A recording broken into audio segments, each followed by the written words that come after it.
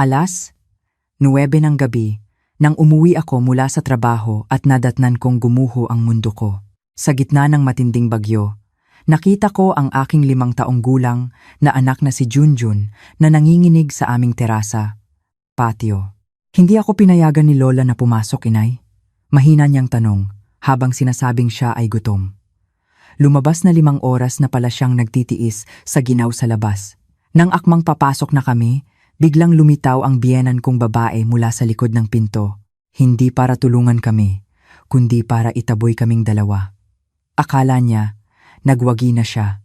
Ngunit hindi niya alam na makalipas ang 2 araw, isang liham ang magpapaluhod sa kanya at magmamakaawa sa akin. Bago magsimula ang kwento, mangyaring mag-iwan ng komento kung saan kayo nanonood. Huwag kalimutang i-like at mag-subscribe para mas mapalago pa ang channel na ito at makapaghatid ng mas kapanapanabik na mga kwento. Ang kalangitan ng Metro Manila ng gabing iyon ay tila nagbiyak. Ang ulan ay hindi na lang ambon, kundi ibinuhos na parang mula sa isang dambuhalang lalagyan na walang ilalim. Ang kidlat ay paminsan-minsang bumabagtas, hinahati ang dilim sa nakakasilaw nitong liwanag, kasunod ng dagundong ng kulog na tila nakikisali sa galit ng lungsod na hindi natutulog. Para kay Maya, ang tunog na iyon ay soundtrack lamang ng sukdulan niyang pagod. Alas 9 na ng gabi. Matapos ang 12 oras na walang tigil na pagtatrabaho bilang admin sa isang kumpanya ng logistics, parang pinulbos ang kanyang katawan, matitigas ang kanyang mga kalamnan, at masakit ang kanyang mga mata sa tagal ng pagtitig sa computer screen. Gayunpaman, ang lahat ng pagod na iyon ay laging naglalaho kapag sumasagi sa isip niya ang mukha ng kanyang anak na si Junjun. Si Junjun, na 5 taong gulang pa lamang, na may malulutong na tawa at bilog na mga mata na laging nagniningning, ang dahilan kung bakit handang ipagpalit ni Maya ang kanyang oras sa tumpok ng mga papel at numero. Ang pag-uwi niya ay isang pagsubok. Ang Grab angkas na sinisave niya ay ilang beses kinansela dahil sa matinding ulan. Sa wakas, nakakuha siya ng isa at ngayon ay nakaupo siya sa likod ng driver. Nararamdaman ang ginaw na tumatagos sa manipis niyang kapote. Ang malamig na tubig ulan ay humahampas sa kanyang mukha, ngunit ang kanyang isip ay lumilipad na sa bahay. Naiisip niya si Junjun, na marahil ay natutulog na. Nakayakap sa paborito nitong unan na may larawan ng dinosaur. O marahil ay gising pa ito, naghihintay sa pag-uwi ng kanyang ina habang nakikinig sa kwento ng kanyang lola. Ang kanyang lola, si Lola Elena. Mula nang mamatay ang kanyang asawang si Marco noong nakaraang buwan dahil sa isang aksidente, lalo pang lumala ang relasyon ni Maya sa kanyang biyenan. Ang masasamang tingin at matatalim na parinig ay naging pang-araw-araw na niyang pagkain. Sinubukan ni Maya na magtiis. Nilunok ang lahat ng kapaitan para kay Junjun upang hindi mawalan ang kanyang anak ng lola matapos mawalan ng ama. Ang bahay, anuman ang mangyari, ay ang tanging naiwan ni Marco, ang tanging kanlungan nila. Matapos ang matinding traffic, huminto ang motor sa harap ng isang simpleng bahay na may itim na bakal na bakod. Nagbayad si Maya, nagpasalamat sa garalgal na boses, at pagkatapos ay naglakad ng humahagok patungo sa tarangkahan. Binuksan niya ang tarangkahan na hindi nakalak at naglakad sa maliit na bakuran na maputik. Nakapatay ang ilaw sa terasa, na lalong nagpadilim at nagpakaba sa paligid. Huminga ng malalim si Maya, naghanda para sa malamig na pagsalubong o maging sa sermon ni Lola Elena. Ngunit nang masanay ang kanyang mga mata sa dilim, may nakita siyang nagpatigil sa pagdaloy ng kanyang dugo. Sa pinakamadilim na sulok ng terasa, malapit sa isang malaking palayok ng halamang lanta, may isang maliit na katawan na nakaupo, nakakuyom. Nakayakap ang figura sa kanyang 2 tuhod at nakayuko ang ulo. Ang puso ni Maya ay kumabog ng malakas, ayaw maniwalang ang nakita niya ay totoo. Sa nanginginig na mga hakbang, lumapit siya. Totoo nga. Si Junjun iyon, ang kanyang anak. Nasa labas siya, sa gitna ng matinding bagyo at nanunuot na ginaw. Basang-basa ang kanyang damit, nakadikit sa maputla niyang balat. Ang kanyang buhok ay basa at nakatakip sa bahagi ng kanyang mukha. Binitiwan ni Maya ang kanyang briefcase. Lumuhod siya sa harap ng kanyang anak. Ang kanyang malamig na kamay ay dumampi sa pisngi ni Junjun na parang yelo. "Junjun, anak, bakit ka nasa labas, nak?" Ang boses ni Maya ay nanginginig. Pinaghalong takot at galit na nagsisimulang magbaga sa kanyang dibdib. Dahan-dahang itinaas ni Junjun ang kanyang ulo. Basang-basa ang kanyang mukha, mahirap malaman kung alin ang tubig ulan at alin ang luha. Ang kanyang labi ay namumula at ang buo niyang katawan ay nanginginig ng husto hanggang sa nagngingit-ngit ang kanyang ngipin. Tiningnan niya ang kanyang ina ng nanlalabong mga mata na nawalan ng ningning. "Inay," bulong niya, halos hindi marinig ang boses. Gutom si Junjun, nilalamig. Isang matalim na sakit ang tumama sa uluhati ni Maya, mas masakit pa kaysa hiwa ng kutsilyo. Agad niyang hinubad ang kanyang jacket na medyo tuyo at ipinansapin sa maliit na katawan. Pagkatapos ay niyakap ito ng mahigpit, sinubukang ipasa ang natitirang init ng kanyang katawan. "Bakit ka nasa labas? Bakit hindi ka pumasok sa loob? Anak, nasaan si Lola?" Tanong niya ulit. Ngayon ay may mas nagmamadaling tono. Ang hagulgol ni Junjun ay pumutok. Isinubsob niya ang mukha sa dibdib ng kanyang ina, naghahanap ng proteksyon. "Kanina, naglalaro ako sa terasa, tapos isinara ni Lola ang pinto. Kumatok ako, pero hindi binuksan ni Lola." Kuwento niya ng pauntol-untol. "Sabi ni Lola, hindi ka pwedeng pumasok. Sabi ni Lola, pabigat ka lang." "Inay, hindi po ako pabigat, diba?" Parang gumuho ang mundo ni Maya nang marinig ang tanong na iyon. Pabigat? Ang sarili niyang biyenan ay tinawag ang sarili niyang apo na pabigat.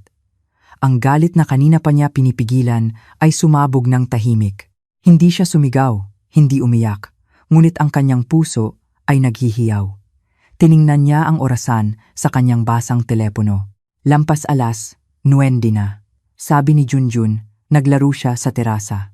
Nangangahulugan iyon na ang kanyang anak ay nasa labas na simula pa noong hapon. Marahil ay halos 5 oras na. 5 oras na ang isang maliit na bata ay hinayaang ginawin at gutumin sa gitna ng malakas na ulan. Anong uri ito ng kalupitan? Nang hindi nagsasalita, binuhat ni Maya ang katawan ni Junjun na naramdaman niyang magaan at marupok. Kailangan niyang ipasok agad ang kanyang anak, bigyan ng mainit na tubig, pagkain at makapal na kumot. Ang pakikipag-usap kay Lola Elena ay maaaring maghintay. Sa mabilis na hakbang, tumungo siya sa pangunahing pinto. Ngunit, nang akma palang hahawakan ng kanyang nanginginig na kamay ang doorknob, bumukas ang pinto mula sa loob ng padabog. Sa may pinto ay nakatayo si Lola Elena. Ang kanyang mukha na puno ng kunot ay walang ipinakitang pagsisisi. Sa halip, ang kanyang mga mata ay matalim na nakatingin na puno ng galit na parang baga na handang sumunog. Hindi siya tumingin kay Junjun na nanginginig sa yakap ni Maya, kundi direkta sa kanyang manugang. "Nakabalik ka na pala," bulong niya. Ang boses niya ay matalim at malamig. "Mabuti, kaya maaari ka nang umalis dito kasama ang anak mong pabigat." Natigilan si Maya.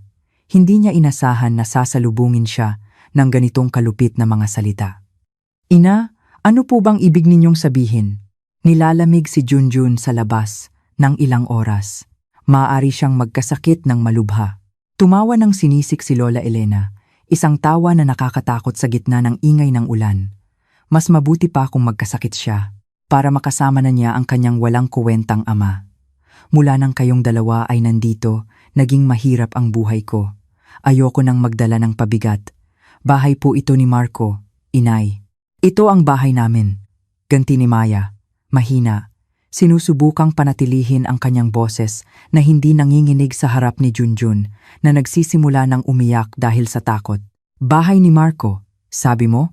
Humakbang pasulong si Lola Elena, ang kanyang mga mata ay lalong naging mailap. "Patay na si Marco, at lahat ng kanya ay akin na ngayon. Hindi ko hahayaang ang bahay na ito ay tirhan mo. Isang mahirap na babae na nagdadala lang ng malas. Ngayon, umalis ka na dito." Sa sukdulan, yumuko si Lola Elena sa loob, at sa lahat ng lakas niya ay inihagis ang isang maruming backpack patungo sa kanila. Tumama ang bag sa putik sa paanan ni Maya. Ang kanilang damit na kaunting tumapon mula sa bukas na zipper ay agad na nabasa at nadumihan. Iyan lahat ng basura ninyo. Kunin ninyo at lumayas kayo sa harap ko. Mamuhay kayong pulubi sa labas. Tiningnan ni Maya ang bag na nakalapag sa tubig, pagkatapos ay ang mukha ng kanyang biyenan na bengis masama, at pagkatapos ay yumuko upang tingnan ang mukha ni Junjun na takot sa kanyang yakap. Isang bagay sa loob niya ang namatay. Pag-asa, respeto, at ang ugnayan ng pamilya na sinubukan niyang panatilihin ng mag-isa ay lahat gumuho ng gabing iyon. Walang silbi ang makipagtalo, walang silbi ang magmakaawa. Ang babaeng nasa harap niya ay isinara na nang mahigpit ang kanyang puso. Ang pinakamahalaga ngayon ay ang kaligtasan ni Junjun. Sa likod na tila tuwid at nakataas ang ulo, tinitigan ni Maya si Lola Elena. Walang luha sa kanyang mukha, tanging isang nakakatakot na katahimikan. 2 salita lamang ang lumabas sa kanyang maputlang labi. Sige, inay. Matapos iyon, tumalikod siya. Hindi niya pinulot ang bag. Umalis lamang siya pabalik sa yakap ng malakas na ulan na walang tigil, yakap-yakap ang kanyang anak, nang mahigpit na parang si Junjun ang tanging yaman niya sa mundo. Naglakad siya ng walang patutunguhan. Sa ilalim ng madilim na kalangitan at tahimik na kalsada, nararamdaman ang lamig ng tubig ulan na ngayon ay tila nasusunog sa balat. Hindi niya alam kung saan pupunta. Wala na siyang ibang kakilala sa lungsod na ito. Ang pag-asa ay tila namatay, nilamon ng dagundong ng bagyo. Habang siya ay naglalakad nang humahagok sa trotwar na may baha, iniisip na ang gabing iyon ang katapusan ng lahat. Bigla, isang maliwanag na sinag ng ilaw ang sumikat mula sa likuran. Isang kotse ang dahan-dahang bumagal at huminto mismo sa tabi niya. Sumimangot si Maya. Ang kanyang puso ay kumabog sa pag-aalala. Sino ang hihinto para sa kanya sa gitna ng bagyo at gabi? Ang bintana sa gilid ng pasahero ay dahan-dahang bumaba, nagpapakita ng isang pamilyar na mukha. Isang mukha na nakatingin sa kanya na may ekspresyon ng gulat at puno ng pag-aalala. Maya, Diyos ko, ikaw nga. Anong ginagawa mo dito ng ganitong oras at malakas ang ulan? Ang boses na iyon ay kay Tess, ang kanyang kasamahan sa trabaho sa parehong division. Si Tess ay isa sa iilang tao sa opisina na palakaibigan sa kanya, madalas na nagbabahagi ng tanghalian o nagtatanong lang tungkol kay Junjun. Ang makita ang kanyang nag-aalalang mukha ay isang tanawin na hindi inakala ni Maya na magiging tagapagligtas niya. Napatitig lang si Maya, sobrang shocked at pagod para makabuo ng salita. Ang kanyang labi ay nanginginig dahil sa ginauman o sa damdamin na pinipigilan. Nang makita ang kalagayan ni Maya na may karga-kargang bata na basang-basa, hindi na kinailangan ni Tess na magtanong pa. Agad niyang binuksan ang pinto mula sa loob. Pumasok ka na agad, Maya. Huwag ka nang tumayo diyan. Maaaring hypothermia ang bata. Utos niya sa boses na nagpapanik ngunit matatag. Ang sinabi ni Tess ay nagpabalik kay Maya mula sa kanyang pagkalito. Sa natitirang lakas, binuksan niya ang likod ng pinto ng kotse at maingat na inupo si Junjun sa upuan. Pagkatapos ay pumasok siya at isinara ang pinto, lumikha ng isang sandaling katahimikan na naghihiwalay sa kanila mula sa tindi ng bagyo sa labas. Sa loob ng kotse, ang init mula sa aircon ay dahan-dahang naramdaman, kaibahan sa ginaw na bumabalot sa kanila kanina. Sa bahay ko na lang tayo, malapit lang dito, sabi ni Tess habang maingat na pinatakbo ulit ang kanyang kotse. Sumilip siya sa rearview mirror. Nakita si Maya na hinuhubad ang kanyang basang jacket at pagkatapos ay niyakap si Junjun ng mas mahigpit pa. Mamaya mo na ikuwento ang lahat kapag kalmado ka na. Mahina lang na tumango si Maya. Nagpapasalamat siya na hindi siya binomba ni Tess ng mga tanong. Sa ngayon, wala siyang lakas para ipaliwanag ang trahedya na nangyari sa kanya. Ang focus niya ay nasa Junjun lang. Kinuskos niya ang braso at likod ng kanyang anak, sinusubukang ibalik ang sirkulasyon ng dugo. Si Junjun, na kanina ay nanginginig ng husto, ay humihikbi na lang ng mahina, ang lakas ay tila ubos na. Hindi nagtagal, nakarating sila sa isang simpleng, ngunit malinis na boarding house. Ipinarking ni Tess ang kanyang kotse, at agad na tinulungan si Maya na buhatin si Junjun na medyo natutulog na paakyat sa kanyang kwarto sa pangalawang palapag. Ang kwarto ni Tess ay hindi malaki, Isang silid lamang na may kama, maliit na aparador at study table. Ngunit para kina Maya at Junjun ng gabing iyon, ang silid na iyon ay parang ang pinakaligtas at pinakamainit na palasyo sa buong mundo. Mabilis na kumilos si Tess. Kumuha siya ng tuyong tuwalya mula sa kanyang aparador at inutusan si Maya na palitan agad ang damit ni Junjun. Habang maingat na pinatuyo ni Maya ang katawan ng kanyang anak, nagmadali si Tess sa common kitchen sa dulo ng hallway, bumalik na may isang mangkok ng mainit na instant soup at isang baso ng mainit na tsaa. Pasensya na, ito lang ang meron. Mabuti na lang at mapapainit nito ang kanyang tiyan, sabi ni Tess habang inilalagay ang tray sa mesa. Tinitigan ni Maya ang kanyang kaibigan na may luhang namumuo sa mata. Salamat, Tess. Hindi ko alam kung ano ang gagawin ko kung wala ka. Huwag mo nang isipin. Alagaan mo muna si Junjun, sagot ni Tess habang ngumingiti ng totoo. Dahan-dahang sinubuan ni Maya ng mainit na soup si Junjun. Himala, kutsara pagkatapos ng kutsara, ang kulay sa mukha ni Junjun na kanina ay maputlang maputla ay nagsimulang bumalik. Matapos maubos ang mangkok at ang kanyang katawan ay binalutan ng malaking t-shirt ni Tess, tuluyan nang nakatulog si Junjun sa kama. Ang kanyang hininga ay regular at malalim. Ang pagod at trauma ng araw na iyon ay sa wakas ay natalo ng antok. Nang makita ang kanyang anak na natutulog ng ligtas, doon lang gumuho ang depensa ni Maya. Umupo siya sa sahig, isinandal ang ulo sa dingding, at ang pag-iyak na kanina pa niya pinipigilan ay sa wakas ay pumutok. Umiyak siya ng walang ingay. Ang kanyang balikat ay yumanig ng husto, inilabas ang lahat ng sakit, kahihiyan, at kawalan ng pag-asa na naramdaman niya. Iniyakan niya ang kapalaran ni Junjun. Iniyakan ang maagang pagpanaw ng kanyang asawa. At iniyakan ang kalupitan ng mundo na katatapos lang niyang harapin. Umupo si Tess sa tabi niya. Hindi nagsalita. Hinagod lang ang kanyang likod ng marahan. Hinayaan niyang ilabas ni Maya ang lahat ng kanyang kalungkutan. Nagbigay ng espasyo para magdalamhati ang kanyang kaibigan. Ang kanyang tahimik na presensiya ay nagbigay ng pambihirang lakas. Matapos humupa ang kanyang pag-iyak, na nag-iwan lang ng mahinang hikbi, doon lang ikinuwento ni Maya ang lahat. Mula sa mga parinig ni Lola Elena na lalong tumindi mula nang mawala si Marco, hanggang sa kasukdulan ng gabing ito, nang sila ng kanyang anak ay pinalayas ng walang awa sa gitna ng bagyo. Ikinuwento pa niya kung paano niya iniwan ang bag na puno ng kanilang damit. Dahil sa oras na iyon, ang nasa isip niya lang ay ang lumayo sa bahay na naramdaman niyang parang impyerno na. Teka muna, sabi ni Tess. Tumayo siya at lumabas ng kwarto. Makalipas ang ilang minuto, bumalik siya na may dalang marumi at basang backpack. Bumalik ako sandali sa bahay ninyo. Akala ko, kakailanganin ninyo ito. Kinuha ko lang sa harap ng tarangkahan ninyo. Tinitigan ni Maya ang bag na may magkahalong damdamin. Sa isang banda, nagpapasalamat siya na mayroon pa silang kaunting damit na pamalit. Sa kabilang banda, ang bag na iyon ay simbolo ng huling kahihiyan mula sa kanyang biyenan. Sa pag-aatubili, binuksan niya ito upang tingnan ang laman. Lahat ay basa at kailangan ng patuyuin agad. Habang inilalabas niya ang laman isa-isa, nahawakan ng kanyang kamay ang isang makapal at pamilyar na tela. Iyon ay ang lumang denim jacket ng yumaong si Marco. Ang paborito nitong jacket na madalas niyang suotin kapag iniimbitahan siya sa motorcycle ride noon. Siguradong basta na lang isinalansan ni Lola Elena ang mga gamit sa loob ng bag.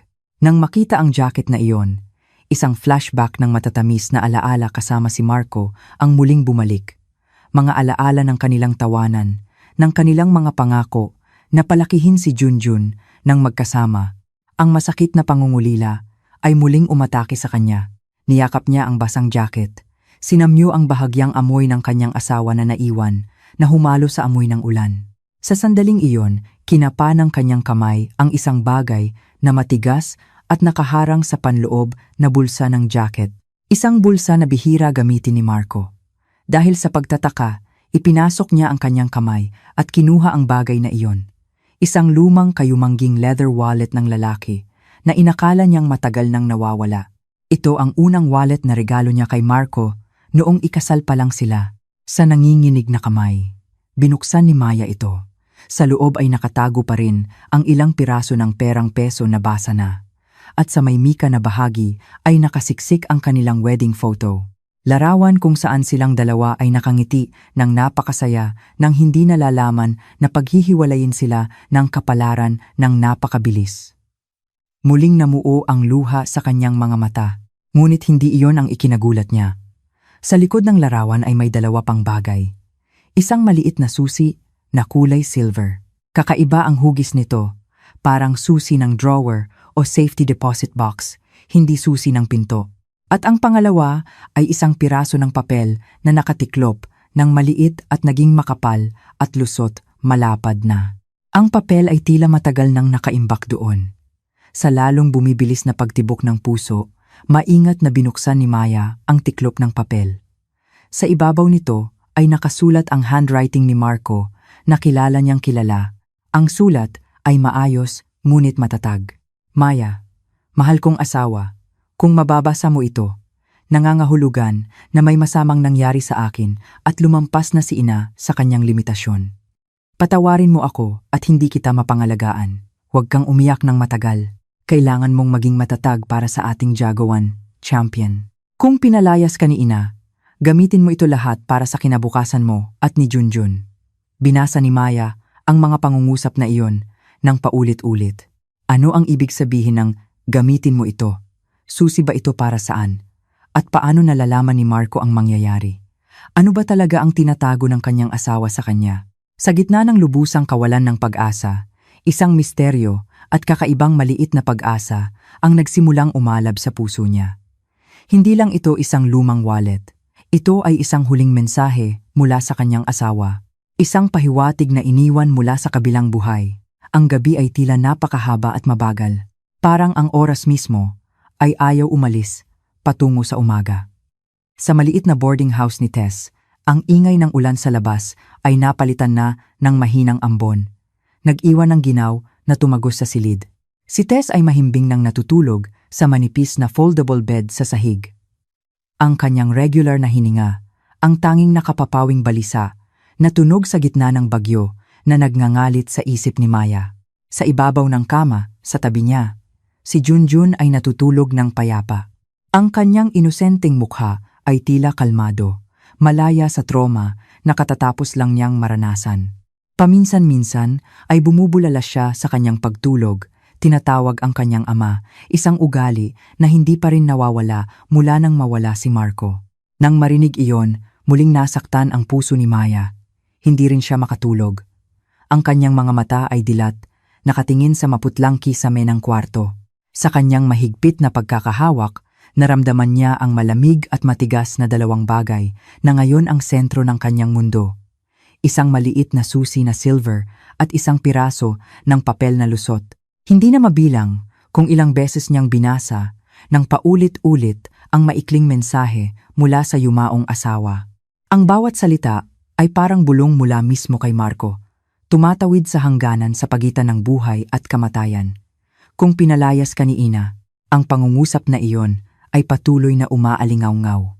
Alam na ni Marco, sa kung paanong paraan, ang kanyang asawa na tahimik ay nakahula na kaya ng sarili niyang ina na gumawa ng ganitong kalupit. Sa buong panahong ito, laging naramdaman ni Maya na nag-iisa siya sa pagharap sa ugali ni Lola Elena. Madalas niyang sinisisi ang sarili, iniisip na marahil ay hindi siya isang mabuting manugang, marahil ay kulang siya sa pagsisikap. Ngunit ang liham na ito, ang mensaheng ito ay isang pagpapatunay, isang posthumous defense mula sa lalaking pinakamamahal niya. Alam ni Marco at ipinagtanggol siya ni Marco. Ang kaalamang iyon ay nagbigay ng kaunting ginhawa sa gitna ng karagatan ng kalungkutan at pagkalito. Tiningnan ni Maya ang susi sa kanyang palad. Kakaiba ang hugis, flat na may masalimuot na ngipin. Hindi ito pangkaraniwang susi. Nagtrabaho ng husto ang kanyang isip. Sinusubukang hukayin ang bawat sulok ng kanyang alaala. Naghahanap ng pahiwatig, pag-uusap, o anumang sandali na maaaring magbigay sa kanya ng sagot. Sa simula ay wala. Ang kanyang isip ay masyadong puno ng pangyayari ng gabing ito. Ngunit, dahan-dahan, parang fog na lumiliit, isang alaala ang nagsimulang mabuo. Nangyari iyon mga 1 taon na ang nakalipas. Sa isang maaraw at tamad na linggo, si Junjun ay natutulog pa rin matapos mapagod sa paglalaro. Si Maya ay nagbabasa ng libro sa sofa, habang si Marco ay nakaupo sa sahig, napapalibutan ng tumpok ng folder at lumang dokumento na naiwan ng kanyang ama. Sinabi niyang inaayos niya ang family archives. Naalala ni Maya na biniro niya ang kanyang asawa. Tinawag itong masyadong seryoso para sa isang araw ng pahinga. Tumawa lang ng mahina si Marco. Hindi lang ito basta papel, mahal, sabi ni Marco noon habang itinatago ang isang makapal na blue folder. Ito ang kasaysayan ng ating pamilya. Isang kasaysayan na kailangang pangalagaan. Inilapag ni Maya ang kanyang libro, na interes sa tono ng kanyang asawa na hindi pangkaraniwan. Ano ba ang laman? Iba-iba. Birth certificate ng lolo, lumang land titles, itim at puting larawan, sagot ni Marco. Ang kanyang mga mata ay lumipad. Dati, inilalagay ni Itay ang lahat ng pinakamahalaga sa safety deposit box sa Bangko Pambansa, ang lumang bangko na nasa sentro ng lungsod. Sabi ni Itay, ang bangko ay parang kuta, mas ligtas kaysa sa vault sa bahay. Tumango lang si Maya, hindi masyadong binibigyan ng pansin. Para sa kanya, iyon ay kuwento lang ng nakaraan. Ngayon, ipinagpatuloy ko na ang renta ng box. Dugtong ni Marco. Ngayon ay nakatingin kay Maya ng mas malalim. Lahat ng alaala at protektor ng ating pamilya ay nandiyan. Tia, kung sakaling may mangyari sa hinaharap at kailangan mo ng sagot, marahil ang lahat ng sagot ay nasa loob ng box na iyon. Noong oras na iyon, ngumiti lang si Maya at inisip na iyon ay isang sentimental na pahayag ng isang anak na nag-aalaala sa kanyang ama. Tumugon pa nga siya ng biro. May mapa ba ng kayamanan dyan? Ngumiti lang ng tipid si Marco, hindi sumasang-ayon ngunit hindi rin tumatanggi, at pagkatapos ay bumalik sa pagiging abala sa kanyang mga dokumento. Ang pag-uusap na iyon ay nakalimutan, nalibing ng pang-araw-araw na gawain. Ngunit ngayon, sa gitna ng katahimikan ng gabing ito, ang pag-uusap na iyon ay muling bumalik ng napakalinaw, parang nangyari lang kahapon. Safe deposit box, Bangko Pambansa, protektor ng pamilya. Ang mga piraso ng puzzle ay nagsisimulang magkaisa sa kanyang isip. Maaari kayang ang maliit na susi sa kanyang kamay ay ang susi para sa box na iyon? Maaari kayang ang protektor na tinutukoy ni Marco ay isang bagay na totoo? Isang bagay na inihanda niya para sa ganitong uri ng emergency? Ang pag-asa ay nagsimulang tumubo sa kanyang puso. Ngunit ang pag-asa na iyon ay napakarupok, sinamahan ng parehong laki ng pag-aalinlangan. Paano kung nagkakamali siya? Paano kung ang laman ng box ay tumpok lang ng mga lumang larawan at walang kuwentang sulat? Paano kung kumakapit lang siya sa walang laman na panaginip dahil sa sobrang kawalan ng pag-asa?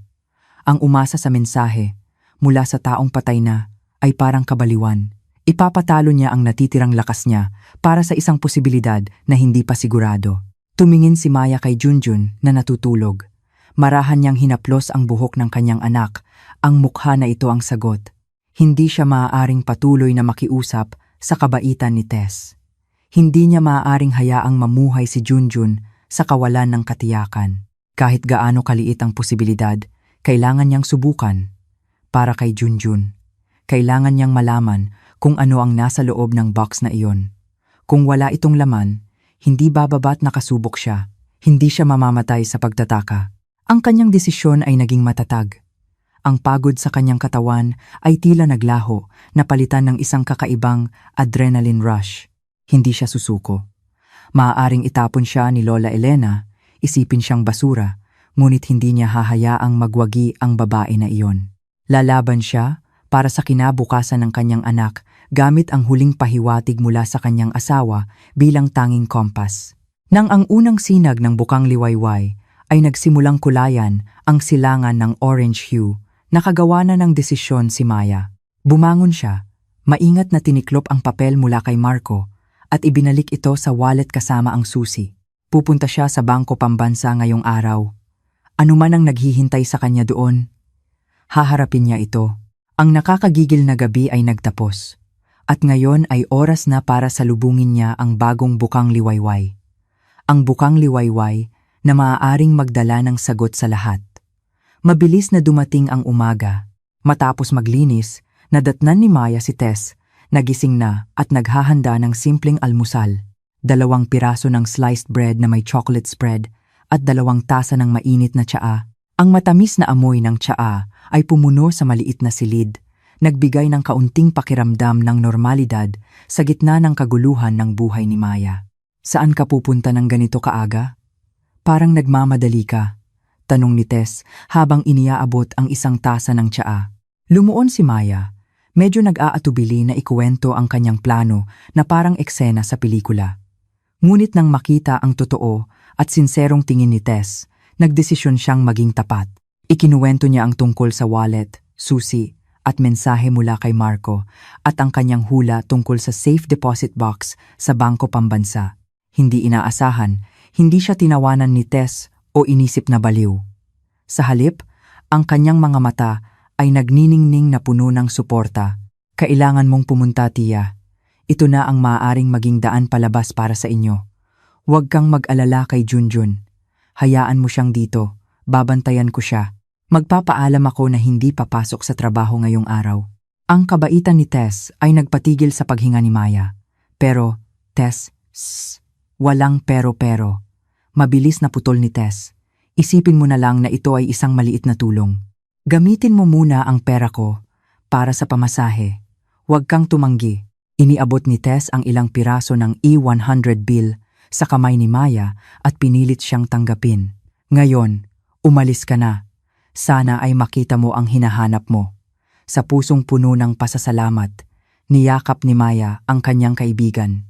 Pagkatapos ay hinalikan niya ang noo ni Junjun na natutulog pa, binulungan siya ng pangako na magiging maayos ang lahat. Pagkatapos, kasama ang lumang wallet ni Marco sa kanyang bag, lumabas siya patungo sa sentro ng lungsod na punong-puno ng tao. Ang paglalakbay sakay ng bus ay parang paglalakbay patungo sa ibang dimensyon. Sa labas ng bintana, ang buhay ay nagpapatuloy. Ang mga tao ay nagmamadali patungo sa opisina. Ang mga tindero ay nagbubukas ng kanilang mga stall. Lahat ay abala sa sarili nilang buhay. Hindi nalalaman ang life and death drama na ipinaglalaban ng isang pasahero sa gitna nila. Ang puso ni Maya ay kumabog ng malakas, pinaghalong takot at pag-asa. Matapos ang halos 1 oras, nakarating siya sa kanyang patutunguhan. Ang gusali ng Bangko Pambansa ay nakatayo ng maringal at luma sa gitna ng mga modernong gusali na pumapalibot dito.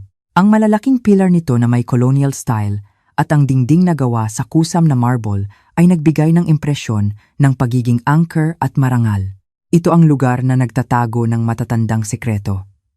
Sa paghinga ng malalim, pumasok si Maya. Ang kapaligiran sa loob ng bangko ay napakatahimik. Kaibahan sa ingay sa labas, ang tanging naririnig ay ang mahinang hum ng aircon at ang tunog ng sapatos ng ilang client sa marble floor. Naramdaman ni Maya na maliit siya at hindi siya nababagay. Ang kanyang pinakamagandang damit na hiniram niya kay Tess ay simple pa rin kung ikukumpara sa ibang mga client na nakasuot ng elegante. Isinantabi ang kanyang pagiging mamind, mahiyahin. Naglakad siya ng diretso sa customer service desk. Isang batang empleyado na may palakaibigang ngiti ang sumalubong sa kanya. Magandang umaga, ma'am. Ano po ang maitutulong ko? Sa boses na medyo nanginginig, ipinaliwanag ni Maya ang dahilan ng kanyang pagdating. Inilapag niya ang maliit na silver na susi sa ibabaw ng mesa. Pinagmasdan iyon ng batang empleyado, kumunot ang noo, at pagkatapos ay nag-type ng kung ano sa kanyang computer. Pasensya na po, ma'am.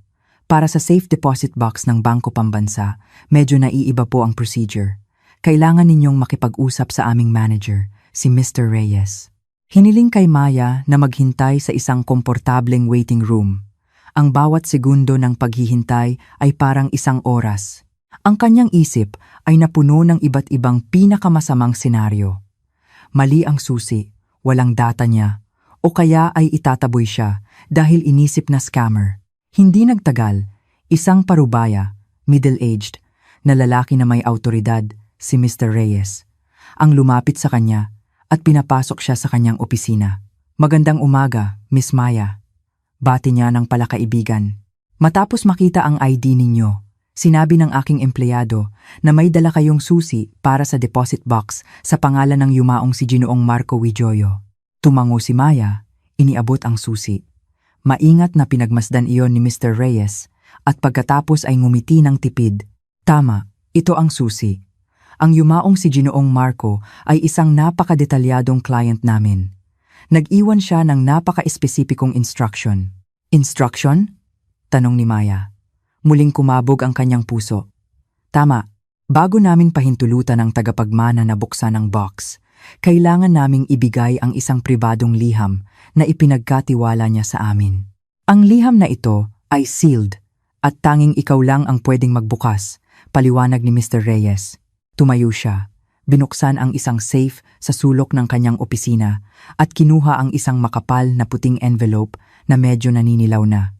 Sa harap ng envelope ay nakasulat ang kanyang pangalan, para sa aking mahal na asawa, Maya, sa handwriting ni Marco.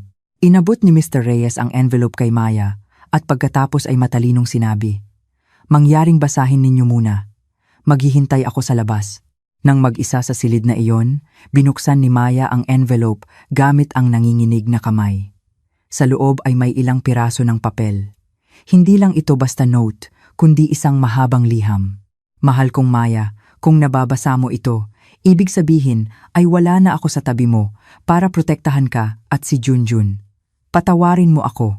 Patawarin mo ako dahil umalis ako ng napakabilis. Alam kong malungkot ka at nalilito ngayon. Pero nakikiusap ako. Kailangan mong maging matatag. Sinulat ko ang liham na ito dahil kilala ko ang sarili kong ina. Mahal ko siya, pero hindi ako bulag sa kanyang ugali. Ang kanyang kasakiman, greed, at ang kanyang pagkamuhi, dislike, sa iyo ay laging ang pinakamalaking takot ko. Natatakot ako na sasaktan kanya kapag wala na ako. Kaya, matagal ko na itong inihanda nang walang alam ang sinuman. Maging ikaw, pasensya na, kailangan kong maging confidential. Ayoko lang na mag-alala ka. Sa loob ng deposit box na ito, nandoon ang lahat ng itinayo ko para sa iyo at kay Junjun. Gamitin mo ito para magsimula ng bagong buhay. Huwag mong hayaang may kumuha nito sa iyo, lalo na ang ating bahay. Ang bahay na tinutuluyan natin ay binili ko gamit ang sarili kong pinaghirapan bago pa tayo ikasal. Hindi ito inherited property ng pamilya. Ang orihinal na title TCT o Transfer Certificate of Title ay nasa loob ng box na ito. Ang bahay na iyon ay pag-aari mo at ni Junjun. Ayon sa batas, huwag mong maramdaman na nakikisama ka lang. Nag-iwan din ako ng kaunting savings, deposit at insurance policy. Marahil ay hindi marami, pero sana ay sapat na para bigyan ka ng oras na tumayo sa sarili mong paa. Mamuhay ng maayos.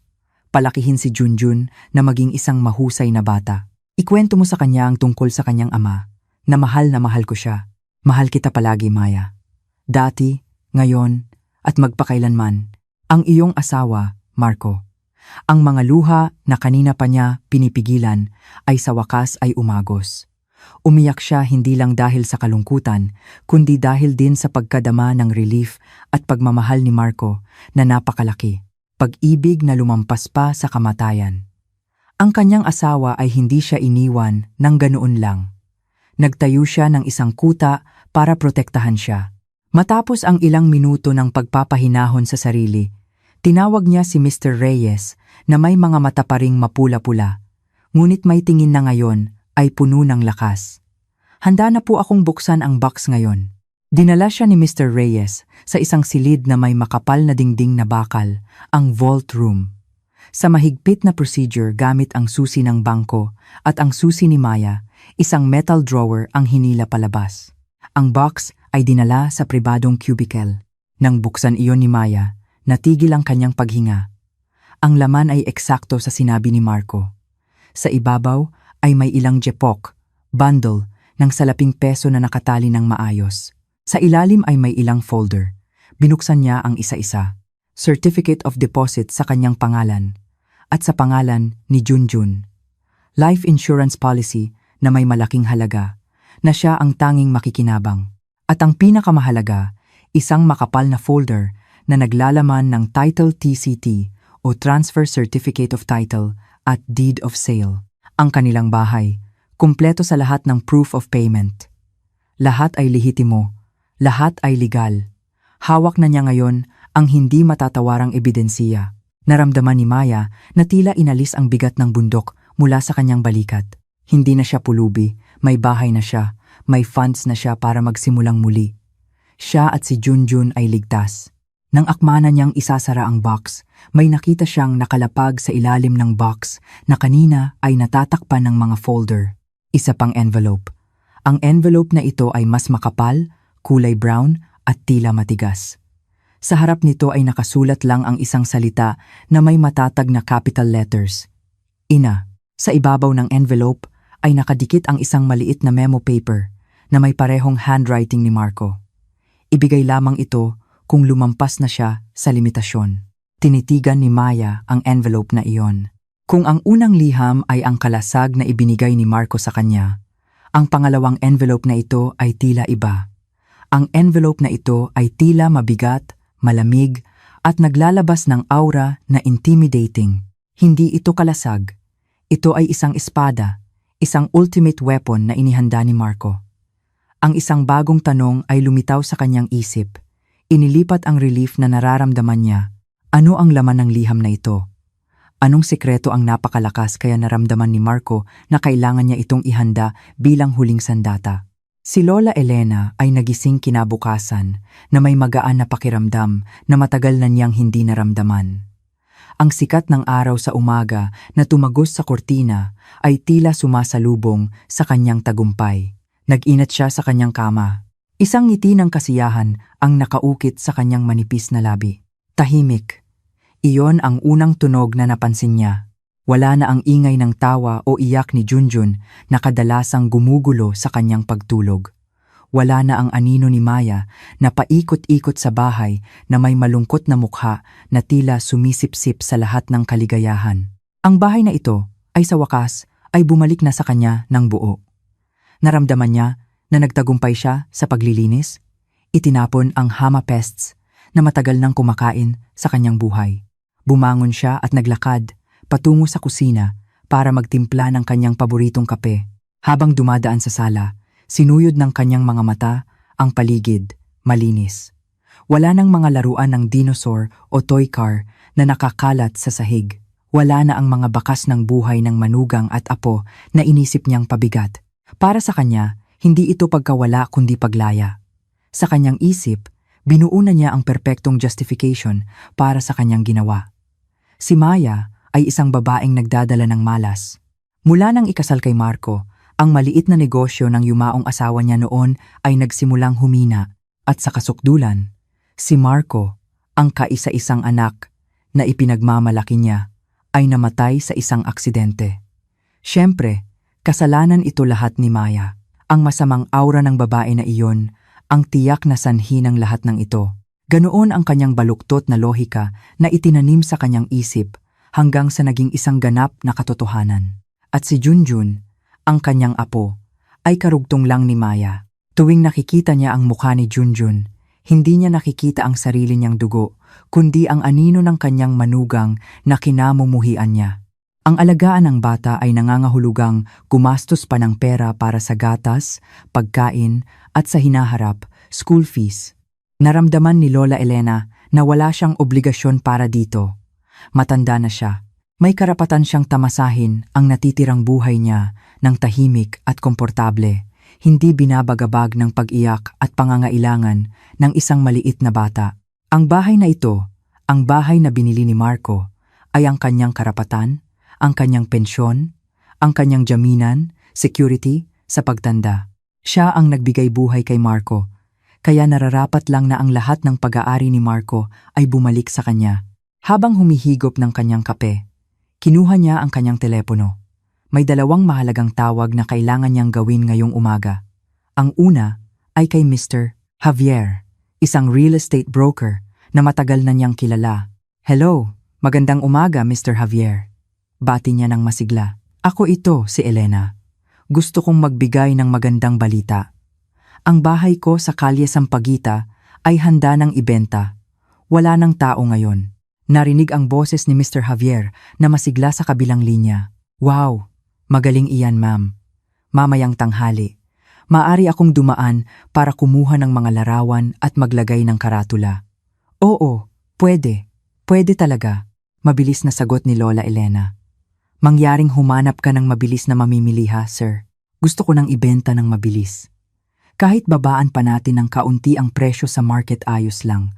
Ang mahalaga ay ma-cash out agad ang pera. Marami na akong plano, sir. Sabi niya habang tumatawa ng mahina, iniisip ang tumpok ng pera na malapit na niyang makuha. Matapos isara ang telepono kay Mr. Javier, agad siyang tumawag sa ibang numero.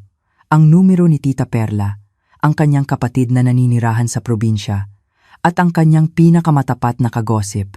Kailangan niyang ikalat ang sarili niyang bersyon bago pa man makarating ang ibang balita sa malaking pamilya. Perla, kumusta? Bati niya sa tono na ginawang malungkot. Isang kasanayan na na-master na niya sa loob ng maraming taon. May ikukuwento lang si ate. Pagkatapos, nagsimula siyang maghabi ng kanyang kasinungalingan. Inilarawan niya si Maya bilang isang manugang na walang utang na loob. Umalis siya, Perla. Kagabi, nagpaalam siya. Sabi niya, hindi na siya matiis na tumira sa matanda. Gusto niyang maghanap ng sarili niyang buhay sa labas. Sabi ko, sinubukan ko siyang pigilan. Pero matigas ang ulo niya. Dinala pa si Junjun ng basta-basta. Kawawa naman ang apo ko. Kinaladkad ng kanyang ina kung saan wasak ang puso ni ate. Nawalan na ng anak si ate. Ngayon, iniwan pa ng kaisa-isang apo. Nagawa pa ni Lola Elena na maglabas ng ilang patak ng peking luha para lalong maging kapani-paniwala ang kanyang kwento. Ang kanyang kapatid sa kabilang linya ay syempre naniwala agad. Binaha si Maya ng masasakit na salita at kinaawaan ang kapalaran ng kanyang kapatid. Matagumpay ang misyon. Ang kanyang image bilang isang biyenan na inaapi ay ligtas na. Nang tanghali, matapos dumating si Mr. Javier at maglagay ng malaking for sale sign sa harap ng bahay, umabot sa kasukdulan ang pakiramdam ng tagumpay ni Lola Elena. Naglakad-lakad siya sa bawat silid, hinaplos ang mga furniture na naiwan ni Marco at nagsimulang magbilang. Ang pera mula sa pagbebenta ng bahay ay gagamitin niya para i-renovate ang bahay na naiwan ng kanyang mga magulang sa probinsya at gawin itong mas marangya kaysa sa bahay ng kapitbahay. Ang natitira ay gagamitin niya para bumili ng bagong gintong alahas at mag-sign up para sa Umrah, pilgrimage upang makita ng lahat kung gaano siya ka-successful at saleh piyus sa kanyang pagtanda. Ngumiti siya ng nasisiyahan. Sa wakas, matapos ang isang buwang puno ng kalungkutan pagkatapos ng pagkamatay ni Marco, ang kanyang kinabukasan ay mukhang napakaliwanag. Malapit na maghapon, habang abala siyang nanonood ng teleserye sa telebisyon habang kumakain ng fried banana, Banana Q. Tumunog ang doorbell. Medyo naiinis dahil nagambala ang kanyang oras ng relax. Naglakad siya patungo sa pinto para buksan. Isang courier na nakasuot ng uniform ang nakatayo doon. Iniaabot ang isang document package. "Excuse me po, ma'am. May sulat po para kay Miss Elena?" Sabi ng courier.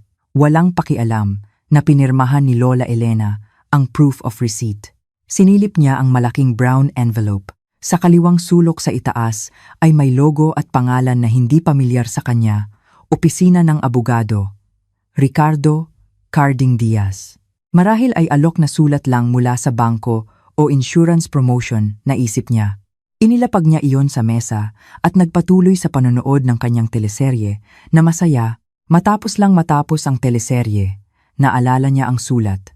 Sa kaunting pagtataka, kinuha niya ang letter opener at pinunit ang dulo ng envelope. Kinuha niya ang ilang piraso ng papel na may opisyal na letterhead. Nagsimulang basahin ang unang linya. Subject: liham ng pagpapaalam at babala. Medyo kumunot ang kanyang noo. Kakaiba. Nagpatuloy siyang magbasa. Ayon sa huling habilin last will and testament na pinatunayan ng korte, alinsunod sa registration number XX PDTP 2025, PN Manila, na ginawa ng yumaong si Ginoong Marco Willoyo, ang puso ni Lola Elena ay nagsimulang kumabog ng mas mabilis. Huling habilin. Wasiyat. Hindi kailanman sinabi ni Marco ang tungkol sa huling habilin. Sa pamamagitan nito, ipinapaalam namin na ang lahat ng pag-aari, movable at immovable, na nakarehistro sa pangalan ng yumaong si Ginoong Marco Willoyo, kasama ngunit hindi limitado sa mga bank account, insurance policies, at ari-arian na nasa kalye Sampaguita.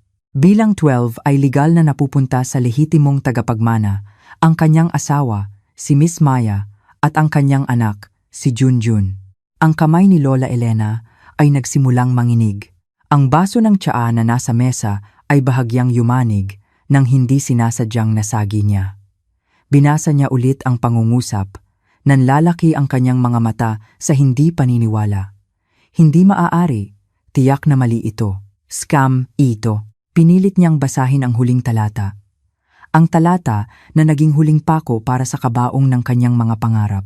Batay sa mga puntos sa itaas, sa pamamagitan nito ay ipinapaalam namin na ang status ni Miss Elena ngayon ay nakatira sa ari-arian na hindi niya pag-aari. Binibigyan namin kayo ng oras upang voluntaryong lisanin ang ari-arian bago kami magsagawa ng legal na hakbang. Agad na natahimik ang mundo ni Lola Elena. Ang ingay ng telebisyon na kanina ay malakas, ay tila napakalayo. Ang mga kulay sa paligid niya ay tila kumupas at naging kulay abo. Ang sulat ay nahulog mula sa kanyang mahinang kamay, lumipad at lumapag ng walang ingay sa carpet. Ang kanyang hininga ay natigil sa kanyang lalamunan. Ang kanyang mga paa ay parang jelly, hindi na kayang suportahan ang kanyang katawan. Bumagsak siya at napaupo sa sofa. Ang tagumpay na naramdaman niya sa buong araw ay isang ilusyon lamang. Ang maringal na palasyo na itinayo niya sa kanyang imahinasyon ay gumuho at naging abo sa loob lang ng ilang minuto. Hindi siya ang reyna sa bahay na ito. Hindi rin siya ang may-ari nito. Siya ay isang tagabantay lamang, isang squatter. Tahimik, ang tanging naririnig ay ang tunog ng wall clock sa sala na humahati sa nakakabinging katahimikan. Para kay Lola Elena, ang bawat tunog ng orasan ay parang martilyo ng hukom na bumabagsak sa hatol sa kanyang kapalaran. Nakaupo pa rin siya ng mahina sa sofa. Ang kanyang mga mata ay nakatingin ng walang laman sa sulat na nakalapag sa sahig, sulat mula sa impyerno. Tumanggi ang kanyang isip na tanggapin ang katotohanan na ito. Ito ay isang masamang panaginip. Maya-maya lang, magigising siya at ang lahat ay babalik sa normal. Ipinikit niya ang kanyang mga mata nang mahigpit at binuksan itong muli. Ang sulat ay nandoon pa rin. Ang puting papel ay tila nang iinis sa kanya, tinatawanan ang kanyang kahangalan. Gamit ang kamay na nanginginig pa rin, yumuko siya at kinuha iyon. Binasa niya iyon ng paulit-ulit, umaasa na may isang salita man lang na magbago. Ngunit hindi. Ang kakuwanan at lamig ng legal language ay hindi nagbigay ng kahit kaunting loophole para magkamali sa pagpapaliwanag. Ang lahat ay final. Si Maya at Junjun ang lehitimong may-ari ng bahay na ito. Ang unang alon na tumama sa kanya ay ang pagtanggi, na mabilis na sinundan ng pangalawang alon na mas matindi. Pure panic. Ang kanyang isip na kanina ay walang laman ay napuno na ngayon ng mga nakakatakot na senaryo. Itataboy. Talagang itataboy siya mula sa bahay na ito. Saan siya pupunta? Makikisama kay Perla sa probinsya. Nakakahiya. Hindi niya kayang dalhin ang kahihiyan sa harap ng kanyang kapatid at kamag-anak matapos ang lahat ng kanyang pagmamayabang tungkol sa kanyang tagumpay. Manirahan sa isang maliit na apartment, wala siyang pera. Ang buwanang allowance na galing kay Marco ang tanging pinagmumulan ng kanyang kita. At ngayon ay napagtanto niya na maging ang pera na iyon ay maaaring tumigil. Siya ay magiging matanda, mahirap, at nag-iisa. Pulubi, ang salita na inilabas niya kahapon kay Maya ay bumalik at tumama sa kanyang sariling mukha ng 100 beses ang lakas. Ang kanyang hininga ay naging maikli at mabilis. Ang kanyang dibdib ay naramdaman niyang masikip na parang pinipiga. Ang arrogance at galit na matagal nang naging kalasag niya ay ngayon ay gumuho, iniwan siyang hubad sa takot. Napagtanto niya na ang tanging tao na maaaring tumulong sa kanya ngayon ay ang taong kinamumuhian niya. Si Maya, ang kanyang manugang na katatapos lang niyang itaboy na parang hayop. Isang katotohanan na napakapait at nakakahiya. Kailangang baguhin agad ang strategy. Ang mask ng kayabangan ay kailangang tanggalin at palitan ng mask ng pagsisisi. Kailangan niyang magmakaawa, maglambing, at kung kinakailangan, lalamunin ang sarili niyang dura. Kailangan niyang maibalik si Maya sa kanyang hawak bago pa man kumilos ng mas malalim ang abogado. Sa isip na iyon, kinuha niya ang kanyang telepono. Ang kanyang kamay ay nanginginig ng husto, kaya't mali ang nadial niya ng ilang beses. Sa wakas, nakita niya ang kontak ni Maya na hindi pa niya nabubura. Huminga siya ng malalim, sinubukang ayusin ang kanyang boses upang maging garalgal at puno ng pagsisisi, at pagkatapos ay pinindot ang green button. Sa parehong sandali, sa mainit na boarding house ni Tess, katatapos lang ni Maya na ikuwento ang lahat ng kanyang natuklasan. Niyakap siya ng mahigpit ni Tess, nakikiramay sa relief at kaligayahan ng kanyang kaibigan. Alam kong malakas ka, Tia. Alam kong hindi ka basta-basta iiwan ni Marco, sabi ni Tess. Ang tawa ng relief ay sa wakas ay narinig mula sa labi ni Maya. Ang unang totoo at sinserong tawa mula noong nakaraang buwan. Si Junjun, na abalang nagda-drawing, ay tumawa rin nang makita ang kanyang ina na masaya. Ang atmosfera na puno ng pag-asa ay biglang naantala ng ring ng telepono ni Maya. Kinuha ni Maya ang telepono mula sa ibabaw ng mesa. Ang pangalan ng kanyang biyenan ay lumitaw sa screen. Agad na kumupas ang ngiti sa kanyang mukha. Ang kanyang puso ay kumabog. Ngayon ay hindi dahil sa takot, kundi dahil sa pag-iingat. Bakit siya tinawagan ng babaeng iyon? Si Tess, na nakakita ng pagbabago sa ekspresyon ng mukha ni Maya, ay agad siyang pinakalma. Sagutin mo, harapin mo siya. Tandaan, ikaw ang may kontrol ngayon. Bulong ni Tess, nagbibigay sa kanya ng lakas. Tumango si Maya, huminga ng malalim, at pagkatapos ay nag-swipe sa green button. Hello, bati niya. Ang kanyang boses ay patag at malamig. Narinig ang isang hagulgol na ginawagawa mula sa kabilang linya. Maya, anak, si ina ito. Ang boses ni Lola Elena ay tila garalgal at nanginginig. Isang pambihirang drama performance. Tahimik si Maya, hindi tumugon. Naramdaman ni Lola Elena na binigyan siya ng stage, kaya nagpatuloy siya sa kanyang acting. Anak, patawarin mo ako tungkol kagabi. Talaga, humihingi ako ng tawad. Masyado akong maraming iniisip. Stress mula nang mawala ang iyong ama. Hindi ko sinasadya, anak. Nagkamali ako. Talagang nagsisisi ako. Tahimik pa rin si Maya. Ang kanyang isip ay nag-uulit ng alaala ni Junjun na nanginginig sa terasa. Nagkamali, stress. Ang dahilan na iyon ay tila napakababaw at nakakainsulto. Umuwi ka na, anak. Umuwi na kayo sa bahay. Oo, bahay mo rin ito. Bahay ni Junjun. Pang-uudyok ni Lola Elena ulit. Ang kanyang boses ay lalong naging awa-awa. Miss na ni Lola si Junjun. Buong araw na tahimik ang bahay nang wala siya. Hindi ako makatulog buong gabi. Hindi ako makakain. Patuloy akong nag-iisip sa inyong dalawa sa labas na ginawin. Patawarin mo na si Lola, ha, mahal. Halos matawa nang sinisik si Maya nang marinig iyon. Anong uri ng pangungulila ang lumitaw lang matapos dumating ang sulat mula sa abogado? Sinilip niya si Junjun na ngayon ay nakatingin sa kanya nang may tanong. Hinaplos niya ang ulo ng kanyang anak at pagkatapos ay bumalik ang focus sa tawag. Tama na ang sandiwara play na ito.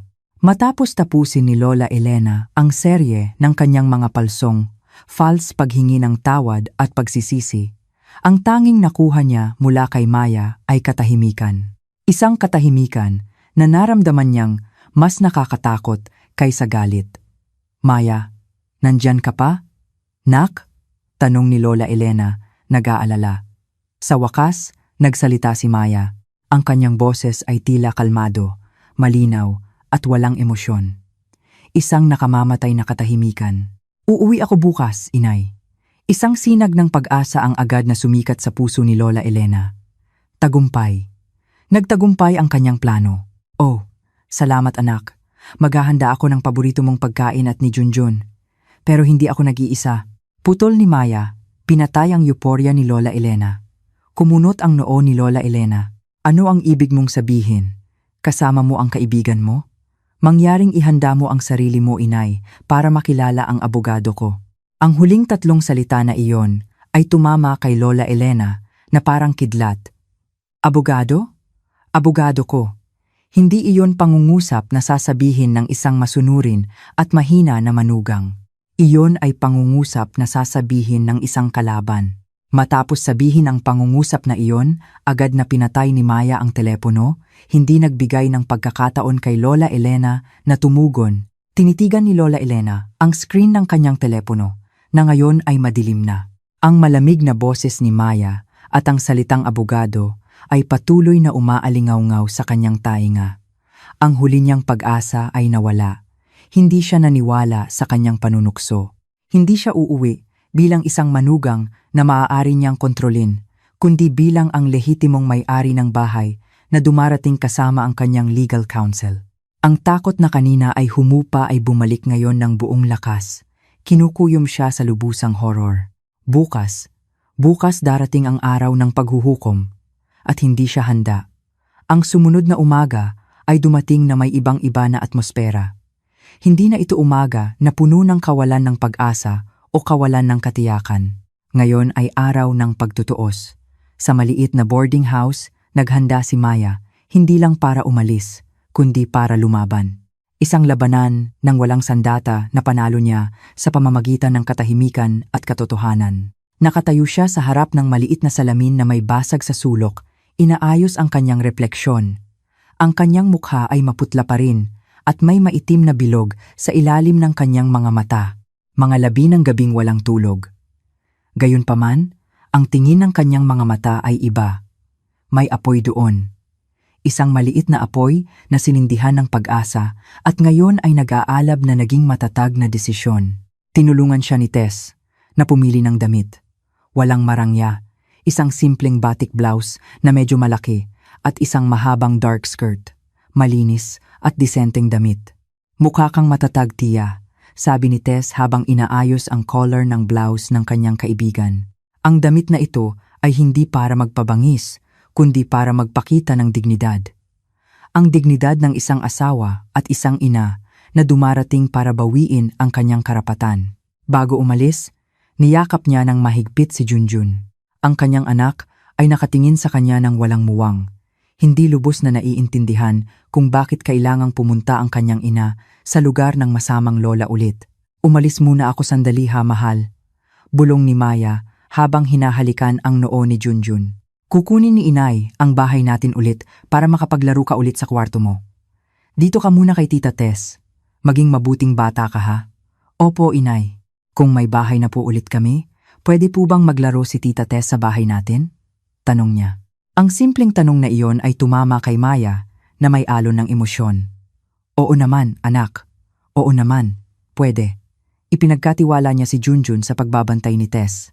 Ang kanyang puso ay medyo gumaan dahil alam niyang ang kanyang anak ay nasa ligtas na kamay. Nakipagkita si Maya kay Attorney Ricardo Carding Diaz sa isang maliit na coffee shop na hindi kalayuan sa opisina ng abogado. Ang lalaking parubaya ay sumalubong sa kanya ng kalmadong ngiti na nakakahawa. Umorder siya ng mainit na tsaa para kay Maya. Nakita ang kamay ng kanyang client na medyo nanginginig. Kinakabahan? Tanong niya nang marahan. Tumango si Maya. Medyo, sir. Normal iyan, sabi ni Attorney Diaz. Tandaan, Miss Maya. Ngayong araw, ipapahayag lang natin ang mga fact. Hindi mo kailangang makipagtalo. Hindi mo kailangang magpadala sa emosyon. Hayaan mong ang mga dokumento ang magsalita. Ang biyenan mo ay malamang nasusubukan ng iba't ibang paraan, mula sa pagmamakaawa, pagmamanipula gamit ang luha hanggang sa galit at pag-aakusa. Kapag nangyari iyon, manatiling kalmado. Tumingin ka sa akin at hayaan mo akong humawak. Pagkatapos, iniabot niya ang isang makapal na folder kay Maya. Sa loob ay may opisyal na kopya ng huling habilin na pinatunayan ng korte, kopya ng title ng bahay, at iba pang supporting documents. Sa paghawak sa folder na iyon sa kanyang kamay, naramdaman ni Maya ang alon ng lakas. Hindi na lang ito pananampalataya, ito ay ebidensiya. Ebidensiya na nakasulat sa itim at puti. Naiintindihan ko po, sir. Handa na ako. Ang paglalakbay patungo sa Kalye Sampaguita ay tila maikli nang lumiko ang kotse ni attorney. Diaz sa kalye patungo sa kanilang bahay. Ang unang tanawin na sumalubong sa kanila ay isang malaking dilaw na karatula na nakatayo sa harap ng bakuran. Ang malalaking pulang letra sa ibabaw ay tila sumisigaw. Ibinebenta. Kontrakin si Javier 081XX. Ang tanawin na iyon ay napaka-ironic. Isang monument ng kasakiman na totoo. Huminga ng malalim si Maya. Talagang hindi nag-aksaya ng oras ang kanyang biyenan. Nagpark sila at naglakad patungo sa pangunahing pinto. Ang bawat hakbang ay tila mabigat, na parang naglalakad siya sa kasaysayan ng kanyang pagdurusa. Ito ang lugar kung saan umasa siyang magtatayo ng masayang pamilya. At ito rin ang lugar kung saan siya itinapon sa gitna ng bagyo. Naglakad si Attorney Diaz sa tabi niya. Ang kanyang solidong presensiya ay nagbigay sa kanya ng lakas. Itinaas ni Maya ang kanyang kamay at pinindot ang bell. Matapos ang ilang sandali na tila nakakakaba, bumukas ang pinto. Nakatayo si Lola Elena sa may pinto. Ang kanyang hitsura ay malayo sa arrogance ng 2 araw na nakalipas. Ang kanyang mukha ay kuyo masama. Ang kanyang mga mata ay bengkak at pula at pinilit niya ang isang ngiti na mukhang mas parang isang kirot. Nang makita si Maya, agad siyang nag-abot ng kanyang mga kamay. Sinusubukang yakapin ang kanyang manugang. Maya, anak, sa wakas ay umuwi ka na, nak.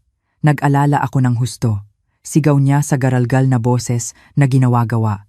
Ngunit hindi umabante si Maya. Nanatili siyang nakatayo. Hindi sinalubong ang yakap. Ang kanyang malamig at distance na attitude ay ang kanyang unang sagot. Magandang hapon, inay. Ang kanyang tono ay magalang, ngunit walang init. Nang makita ang eksena, agad na humakbang si Attorney Diaz. Pinutol ang awkward na family drama. Magandang hapon, Miss Elena. Ipapakilala ko po, ako si Diaz, legal counsel ni Miss Maya, sabi niya sa boses na kalmado ngunit matatag. Ang pagbanggit ng legal counsel ay agad na nagpabago sa atmosfera ng pulong mula sa family drama tungo sa isang opisyal na usapin. Natigilan ang ngiti sa mukha ni Lola Elena.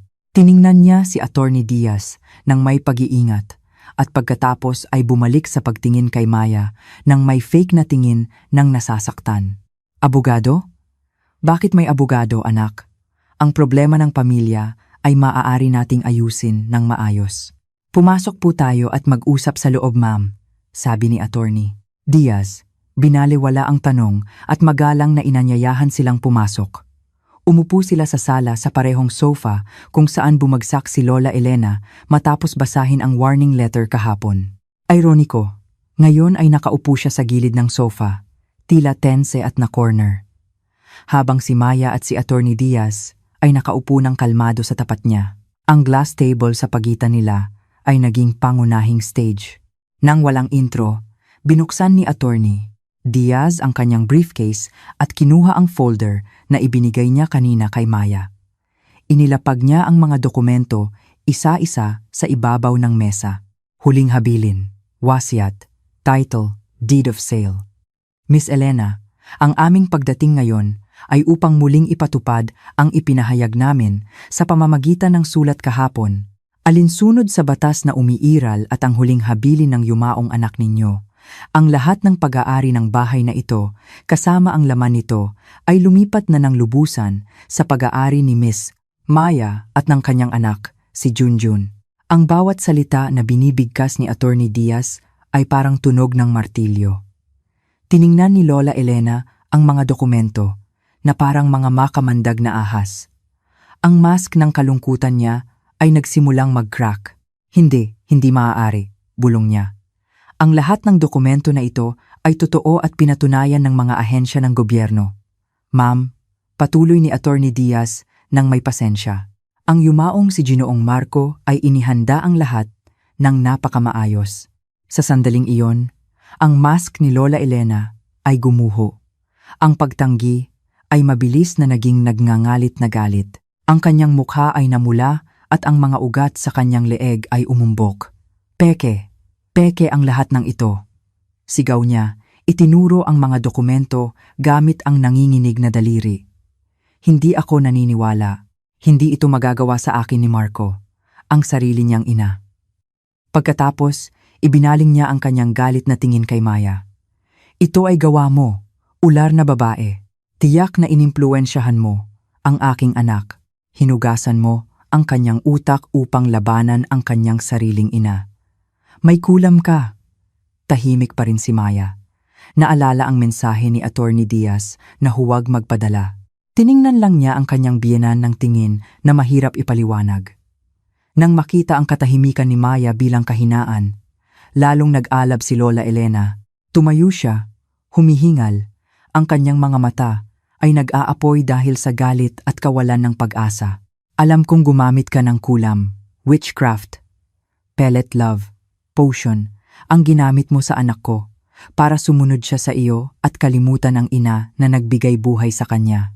Lik na babae, walang hiya.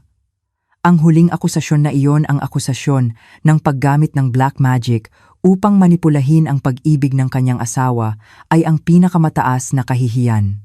Dinungisan nito ang sagradong alaala ni Maya kay Marco. Iyon na ang limitasyon.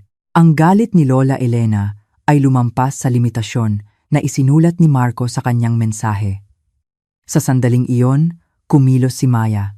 Sa kalmado at nasusukat na paggalaw, kinuha niya ang kanyang handbag.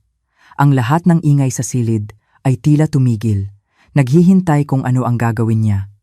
Hindi siya sumigaw, hindi siya sumagot. Kinuha lang niya ang isang makapal na brown envelope mula sa loob ng kanyang bag. Ang parehong envelope na nakita niya sa ilalim ng deposit box. Nang napakabagal, inilapag niya iyon sa ibabaw ng glass table sa pagitan niya at ng kanyang biyenan. Ang sigaw ni Lola Elena ay natigil sa kanyang lalamunan. Ang kanyang mga mata ay nakatitig sa envelope na iyon. Sa handwriting na kilala niyang kilala, ang handwriting ni Marco, ang kanyang anak. Tinaas ni Maya ang kanyang ulo, tumingin ng diretso sa mata ni Lola Elena. Ang kanyang boses ay lumabas ng malinaw at matatag, hinahati ang matinding katahimikan. Ipinagkatiwala ito ni Marco para sa iyo, inay. Biglang natahimik ang silid.